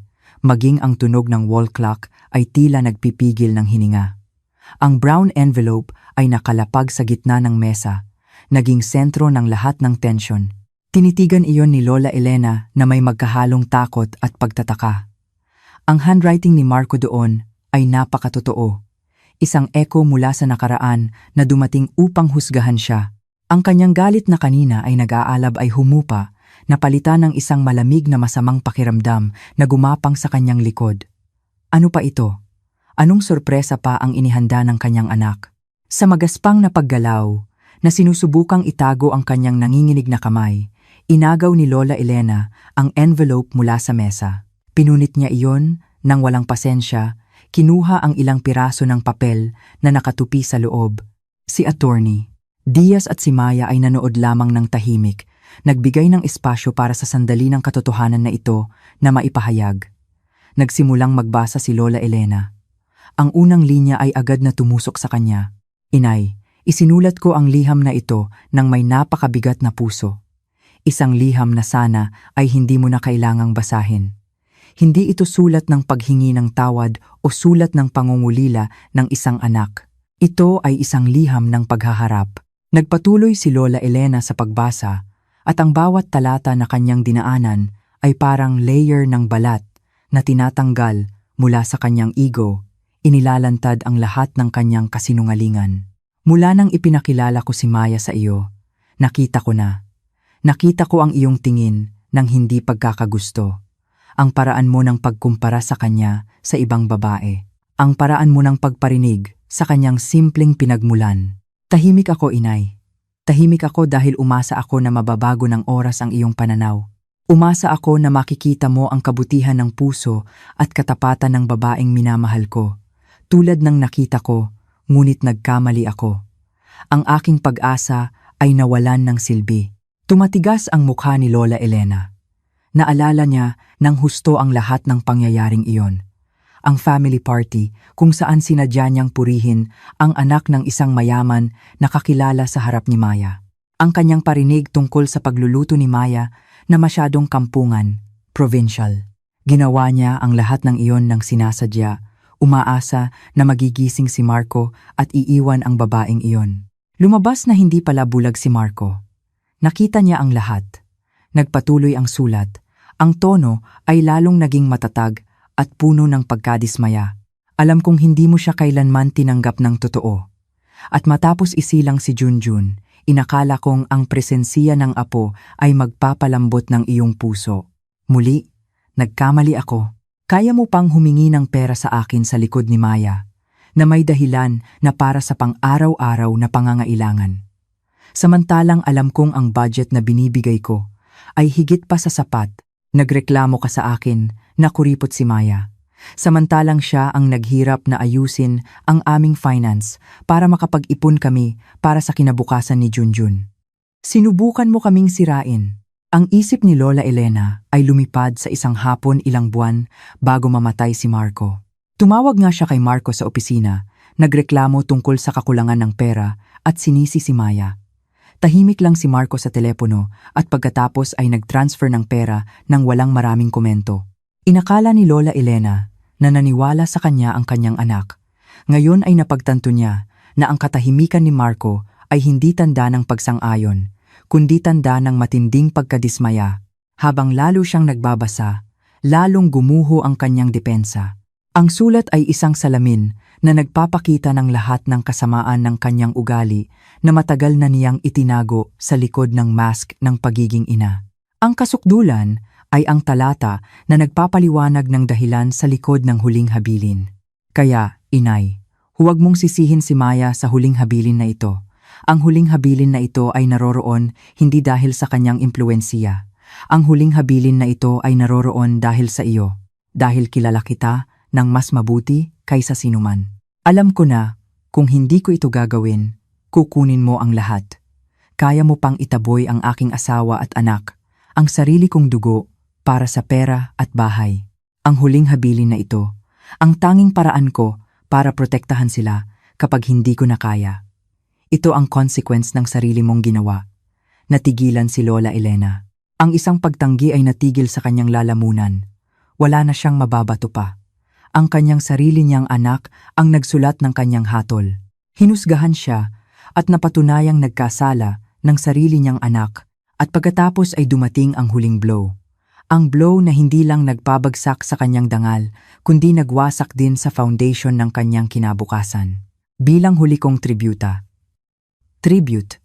Hindi kita hahayaang mamuhay ng mahirap. Sa buong panahong ito, ang buwanang pera na regular kong ipinapadala sa iyong account na sinabi kong karagdagan mula sa aking suweldo ay hindi talaga galing sa aking pera.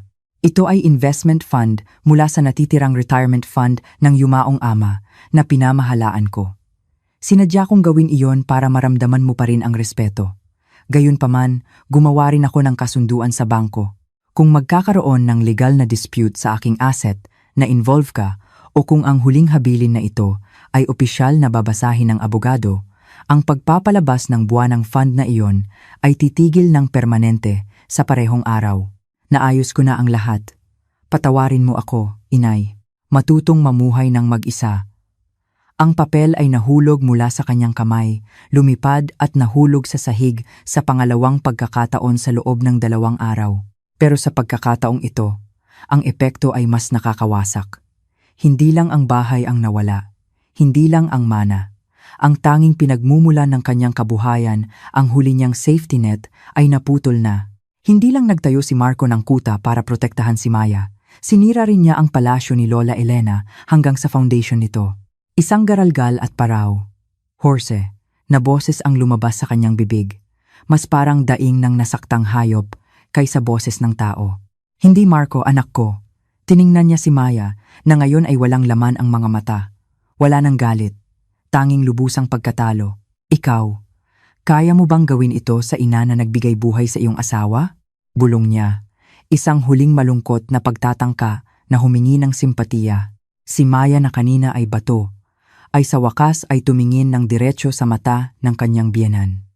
Sa unang pagkakataon, hinayaan niyang makita ang kaunting sakit niya. Nagsasalita ka tungkol sa pagiging bato, cruel, Inay? Ang kanyang boses ay mababa ngunit matalim. Nasaan ang puso mo nang, ang sarili mong apo, ang anak ng anak na ipinagmamalaki mo ay nanginginig sa ginaw at gutom sa terasa ng 5 oras. Nasaan ang puso mo nang sinigawan mo siya bilang pabigat, karapatan ng isang ina? Nasaan ang karapatan ni Junjun bilang isang apo? Ang tanong na iyon ay hindi nangangailangan ng sagot. Bumagsak ulit si Lola Elena sa sofa. Ang kanyang katawan ay yumanig dahil sa hagulgol na ngayon ay totoo. Ang pag-iyak ng isang natalo na nawalan ng lahat dahil sa kanyang sariling kasakiman. Nang makita na wala nang kailangang pag-usapan, tumayo si Attorney Diaz. Tiningnan niya si Lola Elena ng professional na malamig na tingin. Ayon sa procedure, binibigyan namin kayo ng 48 oras para iempake ang inyong mga personal na gamit at voluntaryong lisanin ang bahay na ito, sabi niya ng matatag. Pagkatapos nito, mapipilitan kaming gumawa ng legal na hakbang para sa forced eviction, mangyaring makipagtulungan. Ang ultimatum na iyon ang naging katapusan ng lahat. Wala nang espasyo para sa negotiation. Tumayo si Maya, sumunod kay Attorney Diaz. Hindi na siya lumingon.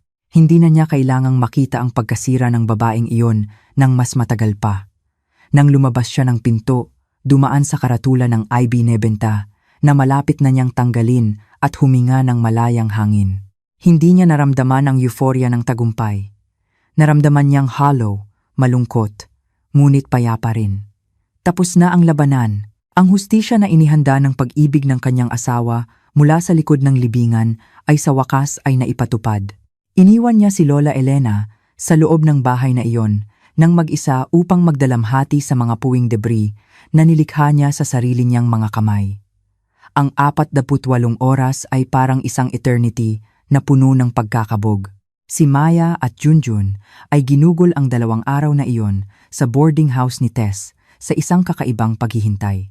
Sa isang banda, may takot sa posibilidad na tumanggi si Lola Elena na umalis o magdulot ng gulo. Sa kabilang banda, may isang sinag ng pag-asa na napakaliwanag. Ang pag-asa na, sa wakas, ay makakauwi na sa isang lugar na talagang matatawag na bahay. Si Tess ay naging anghel na tagapagbantay nila sa panahon ng transition na iyon. Sinigurado niya na masaya si Junjun sa pamamagitan ng pag-aanyaya sa kanya na mag-drawing at manood ng cartoon. Samantalang siya ay naging tainga at sandalan para kay Maya na patuloy na nag-iisip. Ginamit ni Maya ang oras na iyon para intindihin ang lahat. Ang tagumpay na ito ay kakaiba. Hinaluan ng natitirang kalungkutan sa pamilyang gumuho. Walang sigawan ng tuwa. Ang naroroon lang ay isang malalim at tahimik na relief. Eksakto matapos ang 48 oras, tumawag si Attorney Diaz. Nagpadala siya ng isang staff para suriin ang sitwasyon at kumpirmahin na walang tao na sa bahay. Ang susi ng bahay, tulad ng instruction, ay iniwan sa ilalim ng doormat. Ang sandali na hinihintay ay sa wakas ay dumating. Sa pusong kumakabog ng malakas, inakay ni Maya ang kamay ni Junjun. Matapos magpasalamat ng malalim kay Tess at mangako na gaganti agad sa lahat ng kanyang kabutihan, naglakad sila patungo sa kanilang bahay na ilang block lang ang layo. Ang bawat hakbang ay tila lalong nagiging totoo. Nang makita ang itim na tarangkahan, hinila ni Junjun ang kamay ng kanyang ina. "Inay, nandyan pa ba si Lola sa loob?" Tanong niya sa mahinang boses. May tono ng takot doon. Lumuhod si Maya. Sinapantaha ang kanyang taas sa kanyang anak.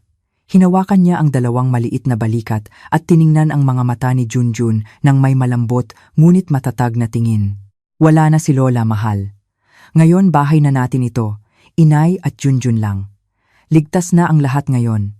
Ang paniniwala sa mata ng kanyang ina ay tila sapat na para pakalmahin si Junjun. Kinuha ni Maya ang susi mula sa ilalim ng doormat, nararamdaman ang lamig ng bakal sa kanyang kamay. Ipinasok niya ang susi sa butas ng pinto. Inikot iyon at itinulak ang pinto upang bumukas. Pumasok sila sa loob ng katahimikan. Ang bahay ay naramdaman nilang kakaiba. Ang echo ng kanilang mga yapak ay naririnig ng malinaw sa walang laman na silid. Umalis na si Lola Elena.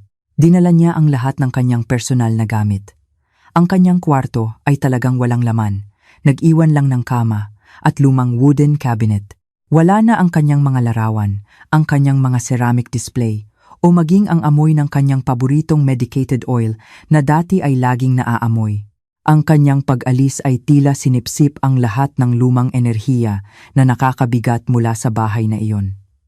Ang hangin ay naramdaman niyang mas magaan, mas madaling hiningahan. Si Junjun, na kanina ay nagtatago sa likod ng paa ng kanyang ina, ay dahan-dahang naglakas loob.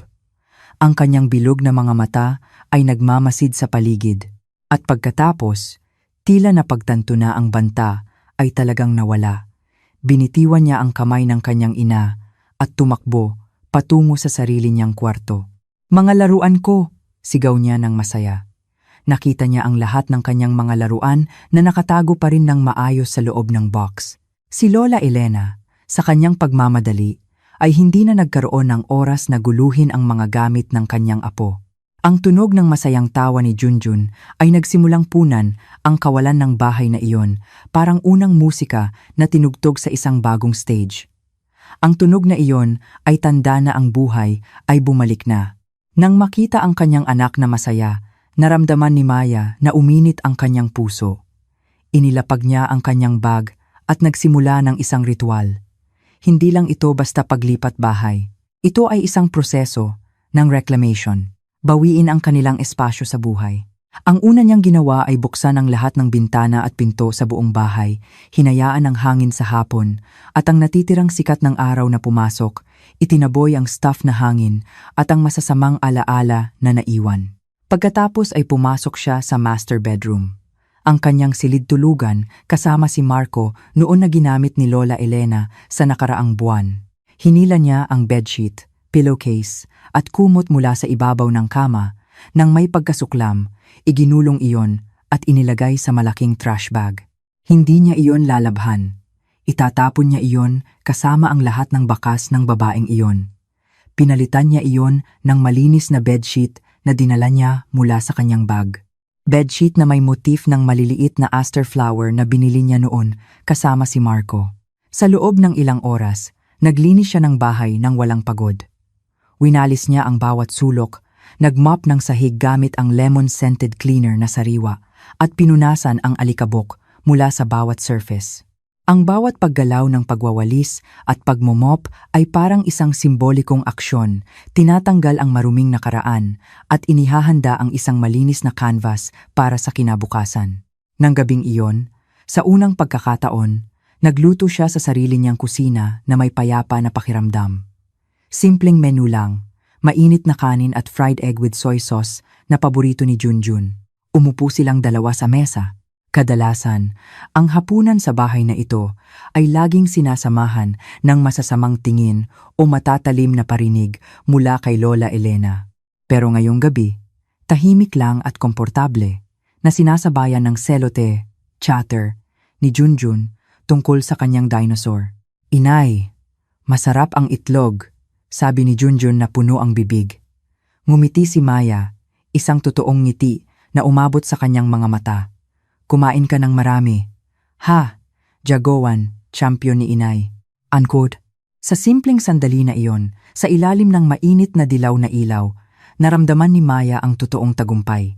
Ang tagumpay ay hindi nang makita niya ang kanyang biyenan na gumuho, kundi ngayon nang maaari siyang umupo ng kalmado at makita ang kanyang anak na kumakain ng masarap sa sarili nilang bahay nang walang takot. Matapos matulog si Junjun sa kanyang komportableng kwarto, dahan-dahang naglakad si Maya sa bahay. Hinawakan niya ang dingding, ang doorknob, ang picture frame ng kasal nila ni Marco na nakasabit pa rin sa dingding ng family room. "Bahay ko ito," bulong niya sa sarili. "Bahay namin ito."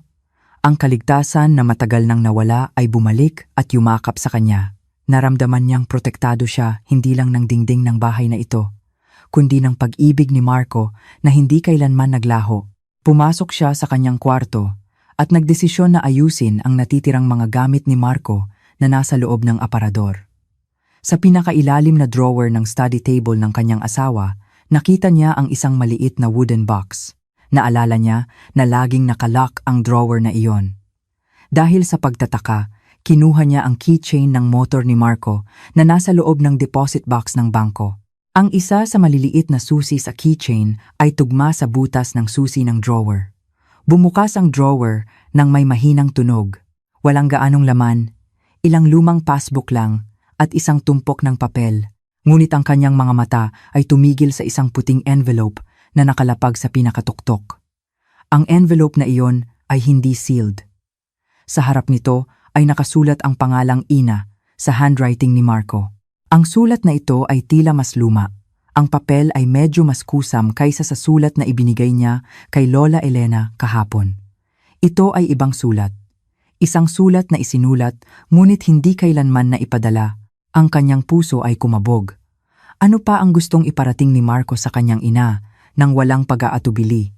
Kinuha niya ang sulat na iyon at nagsimulang basahin sa ilalim ng dim na ilaw ng bedside lamp. Ang sulat na nasa kamay ni Maya ay napakaiba mula sa huling sulat na nagwasak kay Lola Elena. Kung ang sulat kahapon ay ang hatol ng isang hukom, ang sulat na ito ay isang sinserong plea mula sa isang anak. Dahan-dahang binasa ni Maya iyon, ang bawat salita ay tumagos sa kanyang puso. Inay, kumusta ka? Sana ay maayos ka lang. Isinulat ko ang sulat na ito dahil may bagay na bumabagabag sa aking puso. Inay, mahal na mahal ko si Maya.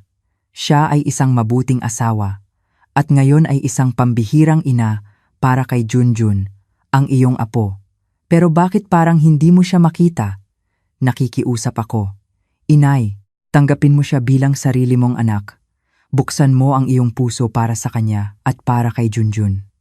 Natatakot ako, Inay. Natatakot ako na ang pagkakamaling ito ay magpapatuloy. Natatakot ako na mas bigyan mo ng halaga ang ari-arian at ang tingin ng ibang tao kaysa sa kaligayahan ng aking pamilya. Bahay, pera, lahat ng iyan ay maaaring hanapin. Ngunit ang isang buo at punong-puno ng pag-ibig na pamilya ay walang katumbas. Nakikiusap ako, Inay. Huwag mong hayaang bulagin ng masamang ugali ang iyong konsensya. Ayokong sa isang araw kailangan kong mamili sa pagitan mo at ng aking asawa dahil pareho kayong mundo ko. Itatago ko muna ang sulat na ito. Umaasa ako na sa isang araw ay magkaroon ako ng lakas ng loob na ibigay ito o mas mabuti pa, hindi ko na kailangang ibigay dahil nagbago ka na. Ang iyong anak Marco, muling tiniklop ni Maya ang sulat gamit ang nanginginig na kamay. Ang luha ay tumulo sa kanyang pisngi.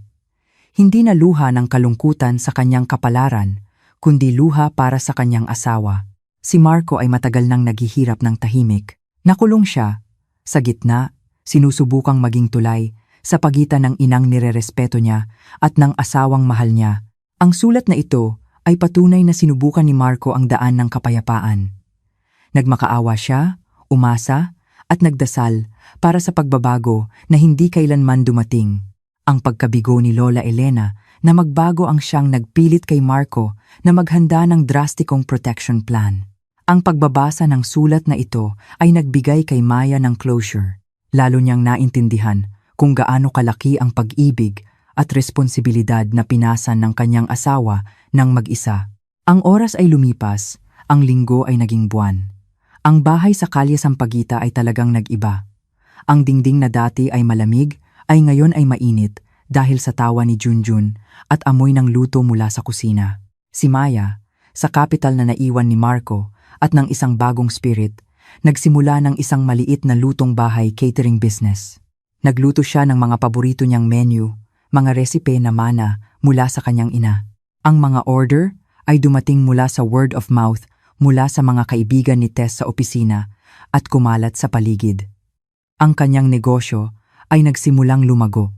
Bawat umaga ay gumising siya hindi na may takot, kundi may layunin. Isang maaraw na hapon, halos isang buwan matapos silang bumalik, si Maya ay nagdidilig ng mga bulaklak sa harap ng bakuran. Si Junjun ay naglalaro ng plastic ball sa terasa. Ang buhay ay tila normal, payapa, at maganda. Sa sandaling iyon, mula sa dulo ng kalye, nakita niya ang isang matandang babae na naglalakad ng humahagok. Ang kanyang damit ay tila kusam. Ang kanyang buhok ay nakakalat, at ang kanyang lakad ay hindi na kasing tikas noon. Si Lola Elena iyon. Tumigil sandali ang puso ni Maya. Ang babae ay naglakad papalapit at huminto mismo sa tapat ng kalye, nakatingin sa bahay na may tingin na mahirap ipaliwanag. May pangungulila, pagsisisi, at pagkatalo doon. Mukha siyang mas matanda, payat, at talagang nag-iisa. Ang kanilang mga tingin ay nagtagpo. Tila may gustong sabihin si Lola Elena. Ang kanyang labi ay gumalaw ng walang tunog. Sa isang sandali, naramdaman ni Maya ang kaunting awa. Awa sa isang ina na nawalan ng lahat dahil sa sarili niyang kasakiman. Kailangan ba niyang buksan ang tarangkahan? Magtanong tungkol sa kanyang kalagayan? Mag-alok ng isang baso ng tubig? Ang ideya na iyon ay sumagi. Ngunit mabilis na nawala nang tumingin siya sa terasa. Nakita niya si Junjun. Ang kanyang anak na ngayon ay tumigil sa paglalaro at nakatingin sa figura ng kanyang lola na may ekspresyon ng pagkalito na hinaluan ng takot. Tumakbo si Junjun at niyakap ang paa ng kanyang ina. Naghahanap ng proteksyon. Sa sandaling iyon, alam ni Maya kung ano ang kailangan niyang gawin. Ang pagpili ng kanyang puso ay malinaw. Ang awa ay mas mababa kaysa sa kanyang obligasyon na protektahan ang mental peace ng kanyang anak. Nang walang galit, nang walang pagkamuhi, nagbigay lang si Maya ng isang maliit na magalang ngunit may distance na tango kay Lola Elena. Matapos iyon, tumalikod siya, inakay ang kamay ni Junjun at inanyayahan siyang pumasok sa loob ng bahay. Hindi siya tumakbo, naglakad lang siya ng kalmado. Pagdating sa sala, tumigil siya sandali sa harap ng bintana. Nakita niya si Lola Elena na nakatayo pa rin doon na parang isang marupok na estatwa. Sa dahan-dahan at matatag na paggalaw, hinila ni Maya ang kurtina, isinara ang bintana ng mahigpit. Isinara na niya ang pinto patungo sa nakaraan. Magpakailanman, naintindihan niya na ang karma ay hindi laging sa anyo ng bagyo at kidlat. Minsan, ang karma ay isang saradong pinto, isang katahimikan, isang nawawalang pagkakataon na hindi na kailanman babalik.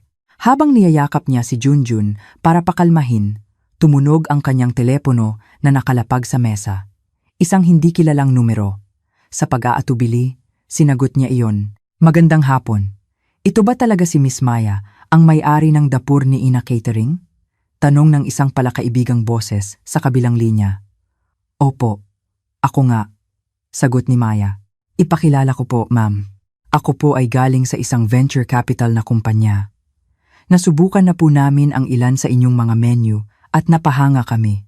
Interesado po kaming mag-usap patungkol sa potential investment para mapalago pa ang inyong negosyo. Natigilan si Maya. Halos hindi makapaniwala sa narinig. Sa sandaling isinara niya ang isang pinto. Nang matatag, nagbukas ang Diyos ng isa pang pinto na mas malawak para sa kanya. Isang pinto patungo sa isang maliwanag at independent na kinabukasan. Tumingin siya sa labas ng bintana ng kusina. Ang bintana na nakaharap sa likod ng hardin, hindi sa kalye. Si Junjun ay kalmado na, at ngayon ay humahabol ng paru-paro sa damuhan. Ang ginintuang sikat ng araw sa hapon ay nagliliwanag sa kanila. Ngumiti siya. Ang kanyang puso ay puno ng umaapaw na pasasalamat. Ligtas sila, magkasama sila, at magiging maayos ang lahat. At dito na po nagtatapos ang kwento ni Maya, Marco, at Junjun. Sa bawat bighati at tagumpay na kanilang pinagdaanan, sana ay may napulot tayong aral tungkol sa tunay na kahulugan ng pamilya at katarungan. Ang pag-ibig ni Marco ay nag-iwan ng isang matibay na kuta para sa kaniyang mag-ina at ang katatagan ni Maya ang naghatid ng hustisya. Ngayon, habang nagpapahinga kayo sa inyong tahanan, nais ko pong magtanong, saan man kayo naroroon? Kumusta po kayo? Ano ang kasalukuyan ninyong ginagawa habang pinagninilayan ang mga pangyayari? Anong damdamin ang nangingibabaw sa inyong puso matapos ninyong pakinggan ang kuwentong ito? Mayroon ba kayong kaparehong karanasan ng paglaban para sa inyong karapatan at pamilya? Hinihintay ko po ang inyong mga saloobin, damdamin, at share sa comment section sa ibaba. Kung naantig ang inyong puso, at kung naniniwala kayo sa aming adhikain na magpatuloy pa sa pagbahagi ng ganitong makabuluhang kwento, isang like at subscribe po ang malaking pasasalamat at tulong na maibibigay ninyo sa aming channel. Maraming salamat po sa inyong oras, suporta at pagmamahal. Mag-ingat po tayong lahat at naway pagpalain ang inyong pamilya.